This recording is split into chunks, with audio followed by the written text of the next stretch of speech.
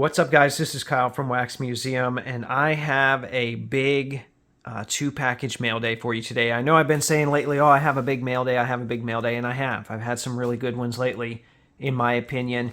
So I've got some cards in here that you've seen before, but you didn't get a great look at. And then I've got one in here that this is a Grail level card here. This is one that will immediately go into my top 50, so I can't wait to show you that. But I want to show you this one first, and I'm excited to open this one. If you're a regular viewer of the channel, you've already seen these cards as part of a trade that I did with Josh, aka Mitten State Collector. That was the first time I've ever traded on Zoom. Had a lot of fun with that. And now is the additional fun here is getting to show off the cards. So this right here, this was the centerpiece of that trade for me. It is a Ben Wallace game-worn letter patch from Topps Big Game. Here's the back of that card. You can see they noted that it was that letter C there, as if there was any other letter C, but I think it's pretty cool that they did that. I've even seen people say, hey, you know, someone marked on the back of this card. Yeah, it was Topps. So anyway, there's a picture of the source material. It just happened to be the first one I unpacked, but that was the centerpiece of the trade. That was the card I was really going for there, so happy about that one. And I don't know if you just heard my neighbor just blasting his music there. That's nice. But here is a J. Rich patch that was part of this trade, probably one that I'll move eventually. Who knows? Maybe I'll hang on to it, but that's numbered 4 out of 50. I've got this Ben Wallace tag here that I matched it up on the trade video. This one's numbered 9 out of 10, but this tag is from the 2006 All-Star Game. And you can see that there. So that's pretty cool. And I'll get to enjoy these more later and scan them a little bit. He didn't put this one actually wasn't in the video. This is one that we added in after the fact because he saw there was a little bit of damage on one of the cards. So I appreciate that. This is a platinum medallion of Ben Wallace. We've got this Ray Allen patch from 2009 Topps. It's called Championship Material. I have gone back and forth on whether I'm actually doing this set or not. I have somewhat attempted to start this, and even if I don't do this set, I needed a Ray Allen patch for my top 75 PC or top 76, however you want to call that. It always throws me off that they added another one in there. Speaking of add-ins, here's Isaiah Jackson. This was something that he gifted me as part of it, and I might give this one to my nephew. This is an unworn relic. But still, for continuity's sake, it's nice to have some of this stuff from year to year. That one might go to my nephew, though.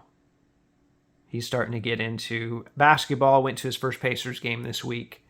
Trying hard to get him into cards. And then here is the other Topps Big Game letter. And you can see there is, I don't know if you can see it actually, but there is some damage there at the bottom, and that's kind of common, so that didn't bother me too much. He hadn't spotted it ahead of time. That's why we added that Ben Platinum Medallion in, so I appreciate that. But letter of Chris came in there, and once again, Topps has marked that on the back. So my fun with this lot has only started. I'm going to go back, and I got to do some scanning and some pictures, and I'll do some posts about those eventually. But I have this package here, which I've already described as a Grail level pickup, and I've been watching this card from afar for a while, wondering when it was going to fall, right? When is that drop going to come? And I saw it listed for significantly lower than it sold for during the pandemic, and I made an offer that was about 75% of that, and the seller didn't even counter. They took it. So you know, it was probably about half of what it sold for at one point during the pandemic. I wonder if they would have even accepted lower, but I felt like I was getting a good deal. And I think there's only so many more bubble mailers we can get here, although I joke, but I do appreciate all of the layers of protection here. But this is it. This should be the last one, so I'll let you look at the player first here. You recognize that player? You know what team he played on? Do you recognize that set? And then, honestly, the grade was not why I bought this, right? I would have bought an 8 or a 9 if it looked good. It just so happened that the 10 was there at a good price, so I got it. This is a 2012 Danny Granger Gold Prizm, which now gives me two of the Pacers from 2012. I've got Danny Granger and Orlando Johnson. I would say Danny Granger is a significantly bigger card. So when you take the history of Danny in the franchise and then the history of Prizm as it pertains to cards, this one's definitely, like I mentioned, it's going to move into that top 50. I'm not sure exactly where yet.